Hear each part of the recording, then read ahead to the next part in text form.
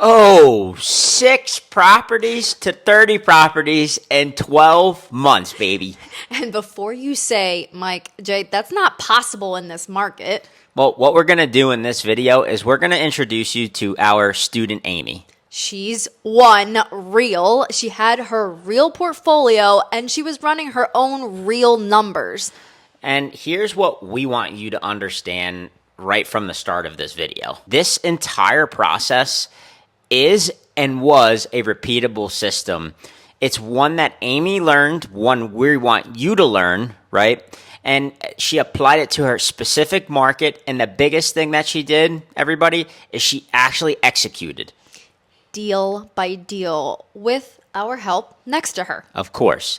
And in this video, we're going to break down exactly how Amy was able to do this in 12 months time frame.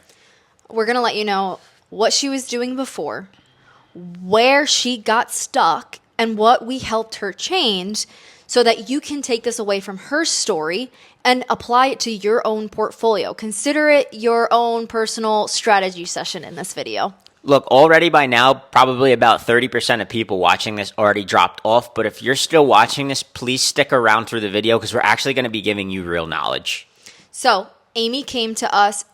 When she came to us, Yep. She only had about, I believe, 4 to 6 properties in her portfolio. Yeah, and we knew Amy. We were actually friends with her before, right? And a lot of things that happen is 4 to 6 properties is typically the ceiling for most investors. She was using cash, right? She was running the BRRRR method, refinancing out and doing it all over again. Right? It's a strategy, right? It works for people. We both know people who've built massive portfolios off of it. Is it stable? I don't know. In this market, but this is where Amy got stuck, essentially. Right? She was 100% dependent on her own capital. She wasn't even using other people's money. She was only using her own. Every acquisition required her to put up her own cash and then go through the refinancing process, which determined when she could do the next one. Right? And what that means, truthfully, is when the market shifts, when it did shift, right? The rates go up, etc. Cash flow goes away. You now have to change your buying method every single time and go deeper or whatnot on all of your offers. So her whole system slowed down dependent on all of that. Look, and Amy is super smart, right? Her and her husband have a multi-million-dollar business outside of real estate. She already had properties, and she can prove to herself that she knew how to be an investor. But she had built a strategy that had a ceiling built into it, like Mike mentioned. And she had no idea that there was a completely different way to acquire properties without having to bring her own cash up front and hitting that ceiling every single time. What most people think, too, is that it was just her acquisition strategy that was slowing her down. Yeah, so things like her lead sources, right? She was getting her leads from realtors, the MLS, and referrals. All great strategies. Right? And they're solid. They work. We'd use them too, but the problem is that it's competitive and they can be expensive. And they're entirely dependent on other people sending you the deals. So think about it. Your top of your business is your marketing. It's your leads. If you're not in control of that, you have no consistency and you don't know when your next meal is coming. And when you're trying to scale and that's the bottleneck, you can't negotiate your way out of that. Exactly. And what we want you guys to understand is Amy was not stuck because of lack of skills. She's super smart, right? She was stuck because of her lead source and because of her acquisition strategy. And they both had the same exact problem. They were built for somebody who was just looking to pick deals off when they want to. And that's where everything changed for her. Right. The first thing that we helped Amy do was change where her leads and her deals were coming from. So she stopped relying on realtors and those referrals to bring her the deals. Right. And what we started doing is we helped Amy utilize her social media to reach sellers directly in her current audience that she already had. And that's exactly why we tell everybody what you're doing. So, Mike, what happened to her portfolio? Oh, my God, it was insane. Her lead flow exploded. She was hitting us up constantly like, oh, my God, I can't believe this. Because here's what you don't understand about your social media as a lead source. Right? You're not just marketing to buyers. You're not just trying to find another deal maybe on the market, right? You are your brand. You're positioning yourself to your community as someone who solves real estate problems. Sellers, people, your audience, your family, they start to relate you with that home buying person in your area. So sellers are going to start calling you before they buy a realtor. People are going to tell their friends about you before anyone else gets a chance. And what do those sellers that come to you look like? They're the most motivated sellers you'll ever speak to. I promise you that. And that's no BS. So when Amy stopped chasing those leads, like we taught her, and started attracting them to her, she stopped competing with everybody and started having those conversations that really nobody else was having with these sellers. And one thing we do want to make sure that you understand is sure, you could turn up your leads. You could go pay for leads. You could do whatever you want. But if you don't know what a good deal looks like, and if you don't know what a motivated seller looks like, it's all for nothing. And that's the second shift that Amy had with us. Right.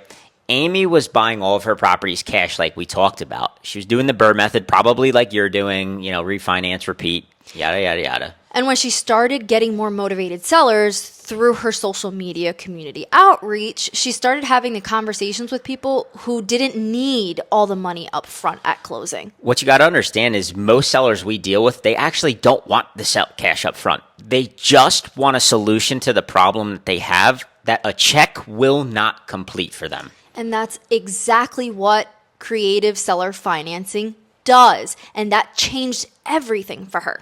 Right. So instead of bringing your own cash to every deal, right, what Amy did was she started acquiring those properties through creative seller financing. And Jay, what are some of those? Yeah. So for example, it's buying subject to the existing mortgages, negotiating creative seller financing terms directly with the seller. Right. And what that truthfully means is she wasn't waiting for a refinance to happen so she could go do it again. She didn't have a bunch of money out of pocket. No more relying on banks to say yes to you. And then again, she wasn't in that same pinwheel circle that she was hitting the ceiling every single time. She was actually closing the deals on terms that she negotiated with sellers who were extremely grateful she had a solution they couldn't find anywhere else. And Amy, she didn't scale from 6 to 30 properties, cash flowing properties, in 12 months because she found better deals and leads than you. The reason that this happened was because she changed what a deal looked like in her eyes. And here's what the numbers look like.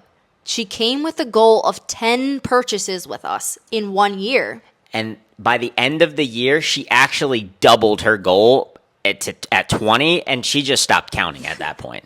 30 total doors from the count she gave us, and most of them were creative seller finance, built in a market she already knew with sellers that she found herself, so no more paying out those assignment fees. And remember, this isn't a gloat session about Amy or about us as coaches.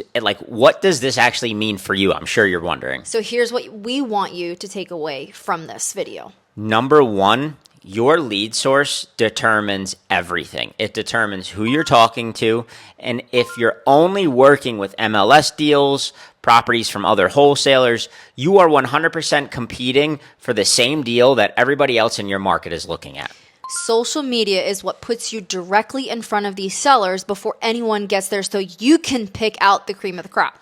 Number two, if every single one of the deals you're doing requires your own capital or private money, or etc., you've now just hit a ceiling. Eventually, it all will run out. Creative seller financing removes that ceiling from the equation.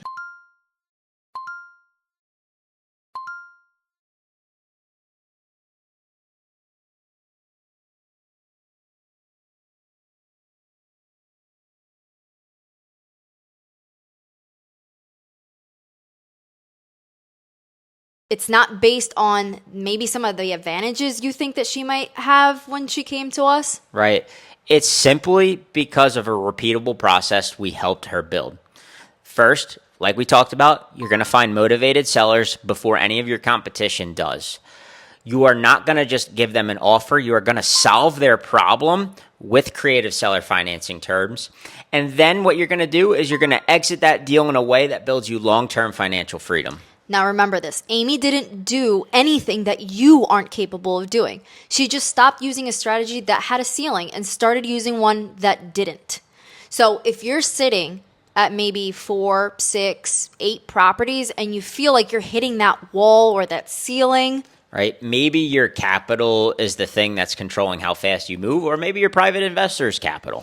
if you're getting leads, but they're coming from the same place and they're not motivated. Right. Remember, Amy's story isn't the exception. It's literally what happens when why we want to teach you this, when you have the right system, when you have the right support next to you, and when you're willing to actually do the damn work. This is exactly what we helped Amy do inside of Roman's Creative Academy. We did Zoom calls with her. We talked over specific deals. We helped talk to her sellers. We jumped on those phone calls. Right? We were in the trenches with her, and we would be in the trenches with you too. We're not just teaching you to do this. We're going to be right there alongside of you, holding your hand. AKA a coach. So if you're ready to stop hitting the same ceiling, apply in the link below and let's talk about what your 12 months could look like. Right? And in the next video, I promise you're going to want to see this. Here, we're going to break down exactly how to find these motivated sellers we can't stop talking about that Amy found in her community, and you can do it too. Right? It's the social media strategy that turned her lead flow from the small little faucet trickle to a tsunami. Because the deals, right? You have to remember this, out there are in your market right now. You're just not seeing them. Right? The biggest thing is that all the sellers are there, but can they find you, right? Do they know that you're the person that can help them? Yeah, do they even know that you're buying houses? That video is going to show you exactly how to make sure they know and they can come to you. So don't miss it.